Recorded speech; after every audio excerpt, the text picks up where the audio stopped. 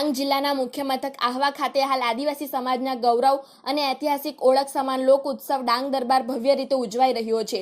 હોળી પર્વની ઉજવણી પૂર્વે યોજાતો આ મેળો આદિવાસી સમાજ માટે વર્ષનો સૌથી મહત્વનો અને આનંદમય ઉત્સવ ગણાય છે।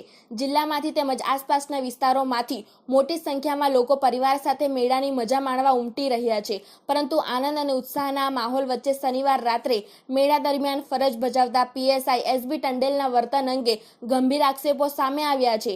પ્રાપ્ત માહિતી મુજબ તેમણે વરિષ્ઠ નાગરિકો, સ્ટોલ ધારકો અને રાઇડ સંચાલકો સાથે ગેરવર્તન કરી મન ફાવે તેવી ભાષામાં ગાળાગાળી કરી હોવાનો આક્ષેપ છે। તેમજ નિર્દોષ નાગરિકોને બિનજરૂરી રીતે રોકી હેરાનગતિ કરવામાં આવી હોવાની ચર્ચાઓએ સ્થાનિકોમાં અસંતોષ ફેલાવ્યો છે। ઘટનાની ગંભીરતા એટલી વધી હતી કે મામલો વલસાડ ડાંગના સાંસદ ધવેલ પટેલ સુધી પહોંચ્યો હતો। જાણકાર સૂત્રો મુજબ સાંસદે વચ્ચે પડી મામલો શાંત કરવા પ્રયત્ન કર્યો હતો।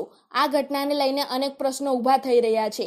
કાયદો અને વ્યવસ્થા જાળવવાની જવાબદારી સંભાળતા અધિકારી એસબી ટંડેલ દ્વારા જો આ પ્રકારનું વર્તન કરવામાં આવ્યું હોય તો તે અત્યંત દુર્ભાગ્યપૂર્ણ ગણી શકાય તેમ છે। મેળા જેવી જાહેર અને સાંસ્કૃતિક ઉજવણી દરમિયાન પોલીસ તંત્રનું સંવેદનશીલ અને સહયોગી વલણ અનિવાર્ય છે। હાલ ઘટનાના ભોગ બનેલા નાગરિકો અને વડીલો દ્વારા રાજ્યના ગૃહમંત્રી સમક્ષ લેખિત ફરિયાદ કરવાની તજવીજ હાથ ધરવામાં આવેલ હોવાનું જાણવા મળી રહ્યું છે। જો ઉચ્ચ સ્તરે નિષ્પક્ષ તપાસ હાથ ધરવામાં નહીં આવે અને તોછડું વર્તન કરનાર મહિલા પીએસઆઈ એસબી ટંડેલની અન્ય જિલ્લામાં બદલી ન કરાય તો આવનાર દિવસોમાં મામલો વધુ ઉગ્ર બનવાની શક્યતા વ્યક્ત કરવામાં આવી રહી છે।